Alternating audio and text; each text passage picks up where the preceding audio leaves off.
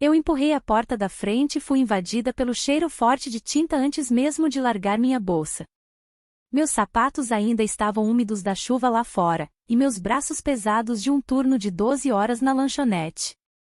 Mas o que vi fez a dor desaparecer em um único e chocante momento de descrença.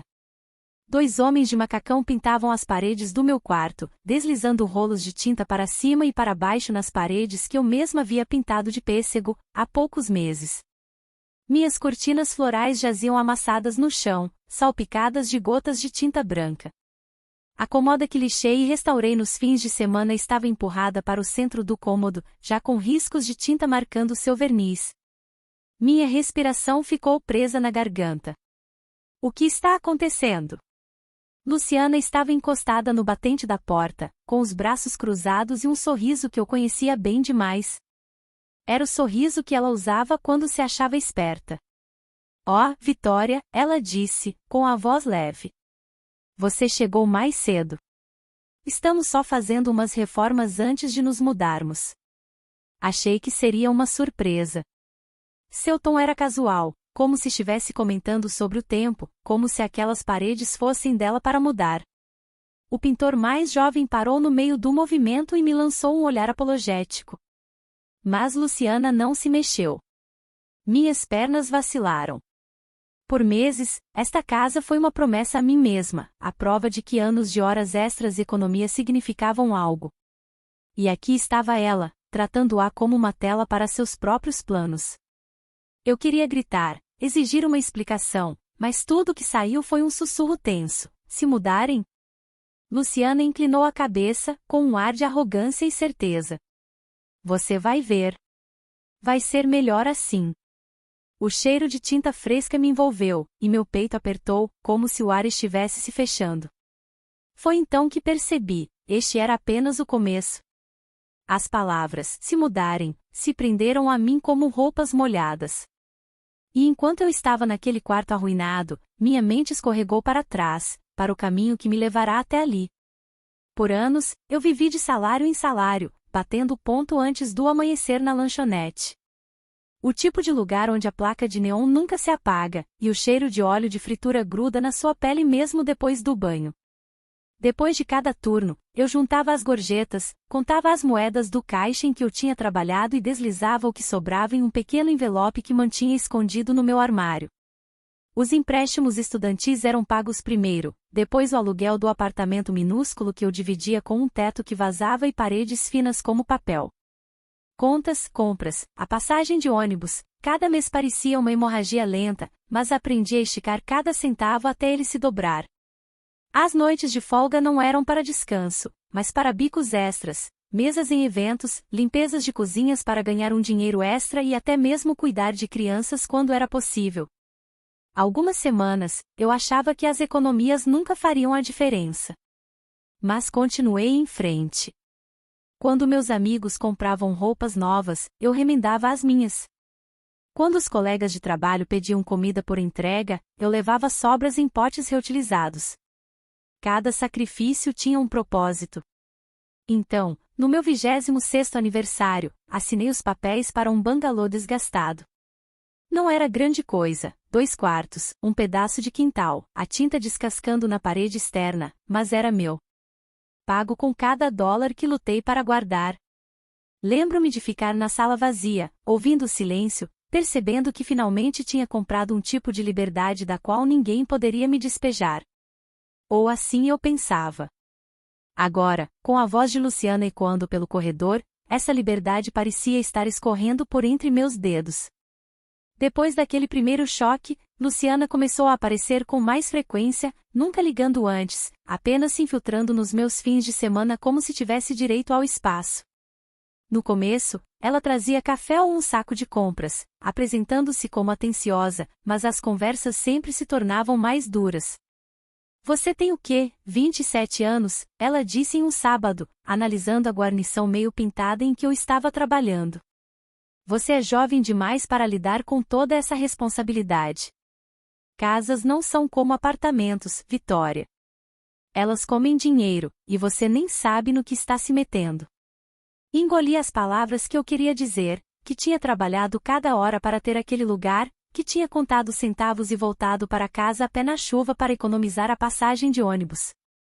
Em vez disso, me vi olhando para a tinta lascada no meu pincel, me perguntando se talvez ela estivesse certa. Outras vezes, ela rodeava o assunto do meu trabalho. Ainda naquela lanchonete, querida? Até quando você acha que consegue fazer isso? E se você ficar doente? E se algo acontecer? A maneira como ela dizia isso fazia minhas mãos se fecharem em punho, porque eu tinha me feito essas mesmas perguntas tarde da noite, deitada, acordada, sob o zumbido da geladeira. Quando Marcos, o marido dela, apareceu, ele não se importou em usar um tom suave. Ele entrou na sala e anunciou: este lugar funcionaria melhor se ajudássemos a administrá-lo. Você nunca teve uma propriedade antes. Erros custam dinheiro, e nós poderíamos te salvar disso. Eu ri nervosamente, mas por dentro senti um abismo se abrindo. As visitas deles me deixavam exausta, me fazendo questionar escolhas das quais eu tinha me orgulhado dias antes. A hipoteca era demais para mim? O telhado estava pior do que eu percebia? Eu era egoísta por querer fazer isso sozinha? Quando eles iam embora, eu não me sentia mais dona da minha própria casa. Sentia-me uma inquilina esperando por aprovação. E quando Luciana deslizou a mão na minha, apertando com uma falsa ternura, percebi que não sabia dizer se ela estava oferecendo conforto ou apertando o cerco. Em uma noite de sexta-feira, voltei para casa tarde da lanchonete, com as mãos calejadas de esfregar panelas, e percebi que o sofá não estava onde eu tinha deixado. Estava angulado para a janela em vez da televisão. Uma pilha dos meus livros de culinária estava em uma fila organizada sobre a mesinha de centro, como se alguém os tivesse arrumado para exibição. Meu primeiro pensamento foi que eu estava cansada demais, que talvez eu tivesse mudado as coisas de lugar e esquecido. Mas na manhã seguinte, a cozinha confirmou a verdade. Meus temperos tinham sido reorganizados em potes que combinavam. Os rótulos virados para frente, como uma prateleira de loja. As panelas que eu mantinha ao alcance da mão tinham sido enfiadas em armários mais altos. Até minhas canecas de café, cada uma lascada, mas preciosa, estavam empilhadas na ordem errada. O ar cheirava levemente ao perfume de Luciana. Aquele que ela usava quando queria parecer arrumada. A ficha caiu. Ela tinha estado lá dentro, sem mim. Verifiquei as portas, mas nada parecia forçado. Foi aí que a memória me atingiu. 2 semanas antes, Luciana tinha perguntado se poderia ir até o carro dela e precisou das minhas chaves para pegar algo que havia esquecido. Ela deve tê-las copiado naquele momento. Quando ela apareceu no fim de semana seguinte, estava toda sorrisos. Você realmente deveria me deixar te ajudar a manter este lugar organizado. É demais para você sozinha. Ela andou até a cozinha, pegou meu celular do balcão e disse que precisava verificar algo para uma receita que me mandaria por mensagem. Ela ficou tocando na tela por mais tempo do que parecia razoável, rindo quando eu perguntei o que ela estava fazendo. Não seja paranoica, Vitória. Você é tão tensa com as suas coisas. As palavras dela ficaram depois que ela foi embora. A casa não parecia mais tão segura. Cada vez que eu virava um canto, me perguntava o que mais ela havia tocado, o que mais ela planejava mudar de lugar. Eu queria exigir as minhas chaves de volta, para dizer a ela que aquela era a minha casa, não a dela. Mas o pensamento da reação dela fazia meu estômago se revirar.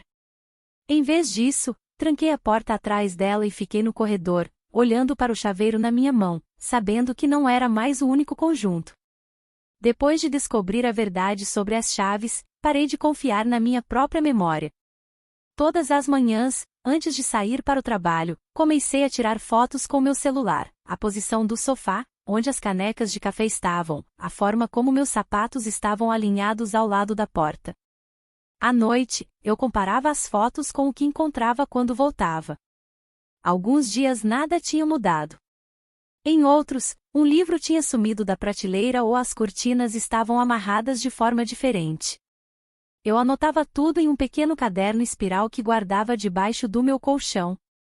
O ato me dava uma calma estranha. Se Luciana queria reescrever a minha casa, pelo menos eu manteria um registro do rascunho original. Uma noite, depois de um turno duplo, contei a Érica, a garçonete com quem eu trabalhava há anos. Estávamos limpando os balcões quando finalmente desabafei. Minha irmã entra na minha casa quando eu não estou. Ela copiou minhas chaves. Os olhos de Érica se estreitaram. Vitória, isso não é só drama de família. É invasão de propriedade. Você precisa de alguém para te apoiar. Dei de ombros, envergonhada. Quem vai acreditar em mim? É a palavra dela contra a minha. Mas Érica não era do tipo que dava de ombros.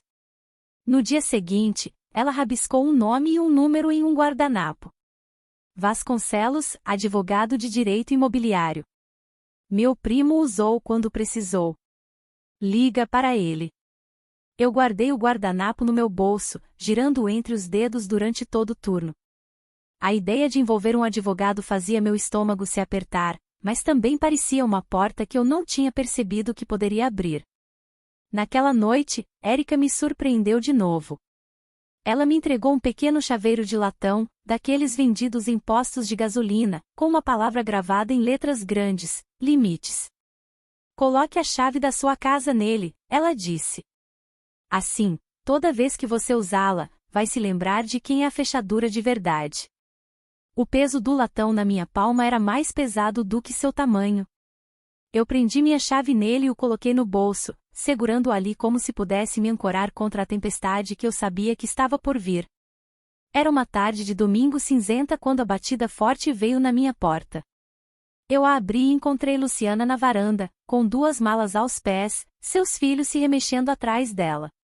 Marcos estava no fim da escada com os braços cruzados, observando como uma sentinela. Nós precisamos nos mudar, Luciana anunciou, passando por mim como se a decisão já tivesse sido tomada. O proprietário nos deu 3 dias para sair. Não temos para onde ir. Eu a bloqueei antes que ela pudesse cruzar a soleira. Esta é a minha casa. Você não pode simplesmente aparecer e decidir que vai morar aqui. O sorriso dela rachou, substituído pela aspereza que eu conhecia bem demais. Vitória, não seja egoísta. Somos família. Você tem 2 quartos, e as crianças precisam de um teto.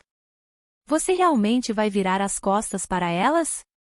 As crianças se remexeram, desconfortáveis, sentindo a tensão, mas sem entendê-la. Meu peito se apertou, mas eu me mantive firme. Não estou virando as costas para elas. Estou dizendo que vocês não podem se mudar para cá. Existem outras opções.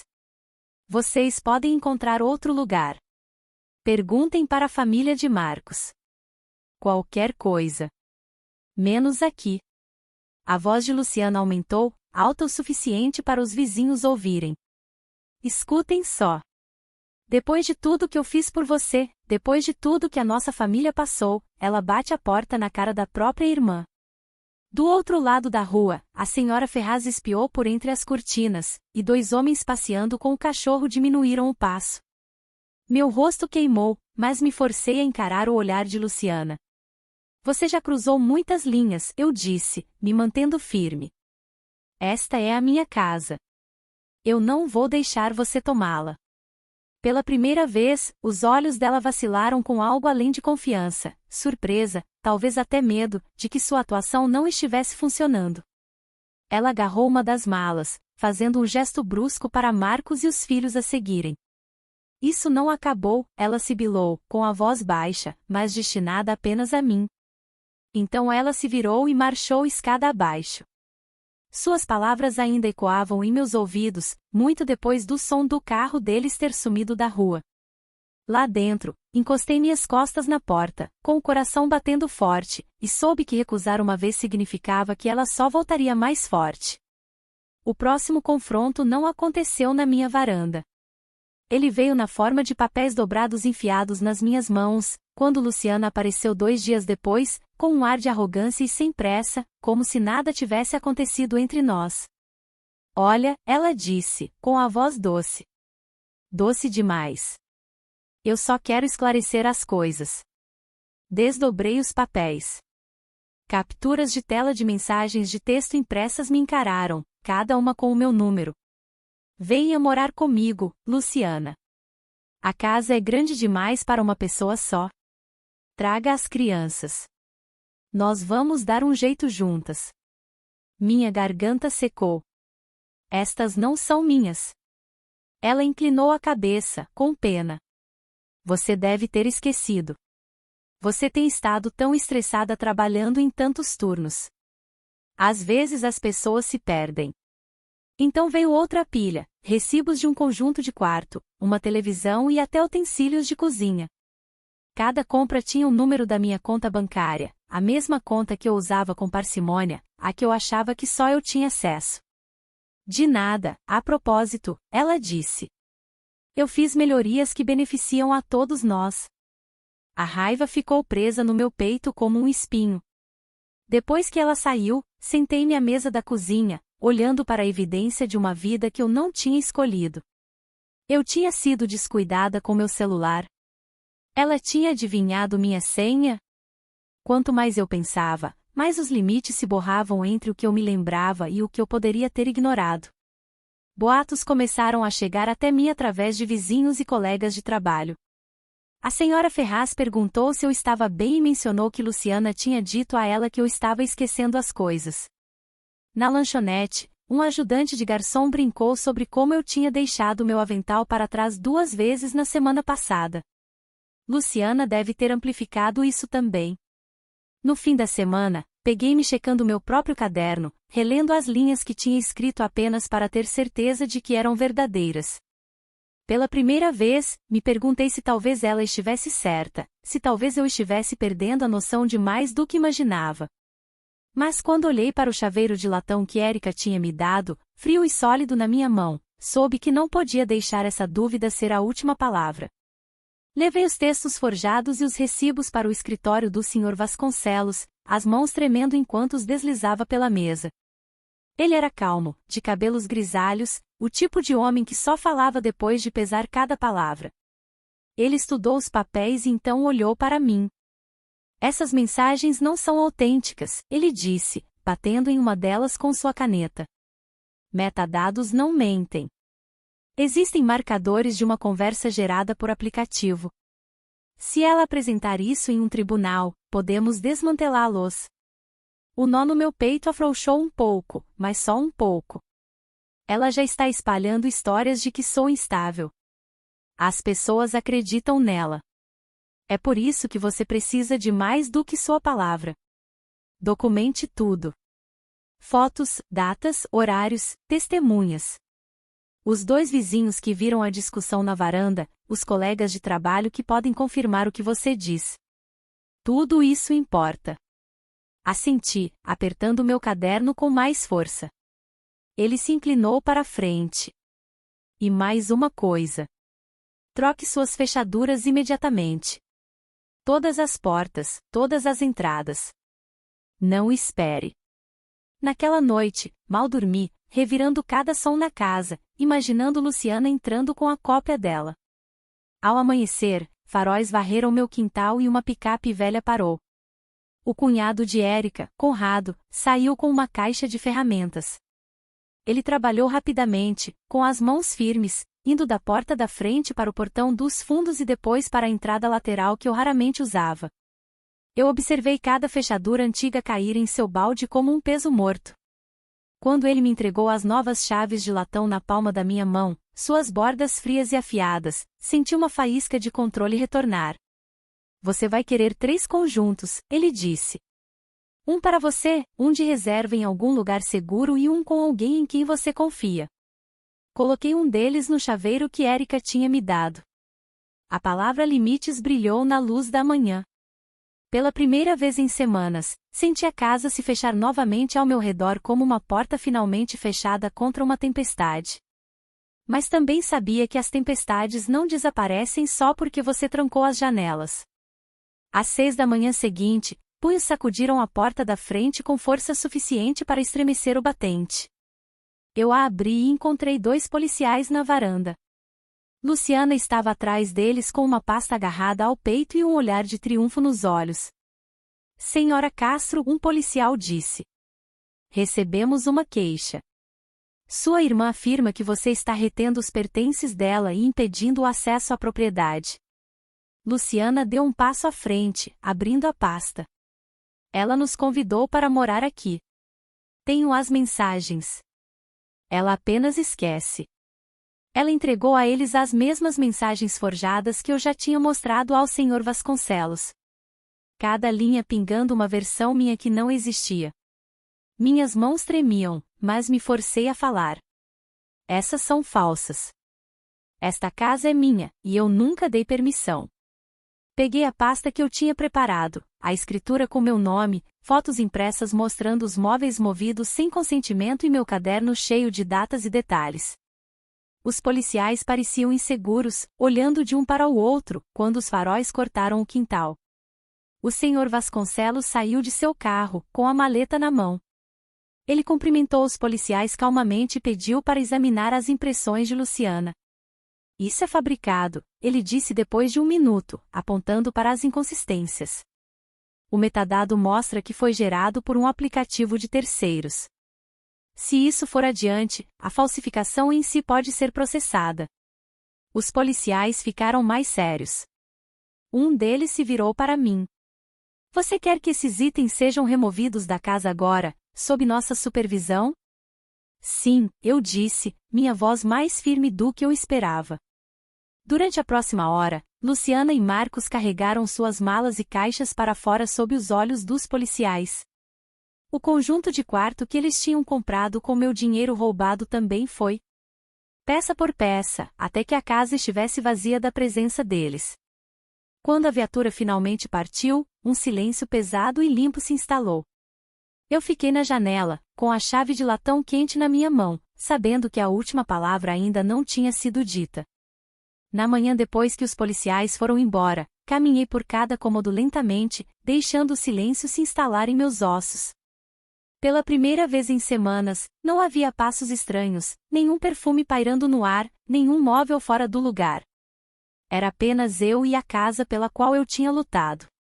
Não perdi tempo. Naquela mesma semana, entrei com um pedido de ordem de restrição com a ajuda do Sr. Vasconcelos. A papelada era exaustiva, mas assinei cada página com uma mão firme. À noite, Conrado voltou para instalar uma pequena câmera na porta da frente e outra perto do portão dos fundos. Assistir às telas brilharem no meu celular me deu um estranho conforto. A casa não era mais terra de ninguém. Era minha para defender. Érica apareceu com sacos de terra para vasos e juntas, plantamos margaridas e lavanda ao longo do caminho. Eu me ajoelhei na terra, pressionando raízes no chão, sentindo algo se soltar dentro de mim a cada punhado de terra. Aquela era minha linha traçada em pétalas e caules, minha prova de que a beleza podia crescer mesmo depois de uma intrusão. Quando o jardim estava pronto, entrei e pendurei o chaveiro de latão que Érica tinha me dado em um prego na parede da cozinha. A palavra limites brilhava contra a tinta. Fiquei lá por um longo tempo, olhando para ele, lembrando de quão pequena e frágil eu me senti quando Luciana cruzou minha soleira pela primeira vez. Agora, aos 27 anos, eu entendi que a independência não era garantida por uma escritura ou por um conjunto de fechaduras. Era uma escolha que eu teria que defender de novo e de novo. Frágil, sim, mas ainda minha. Obrigada por ouvir a história de Vitória. Se você gostou desse vídeo, por favor curta e compartilhe para nos apoiar a trazer mais histórias inspiradoras, e se inscreva no canal para não perder nenhum lançamento. Até o próximo vídeo.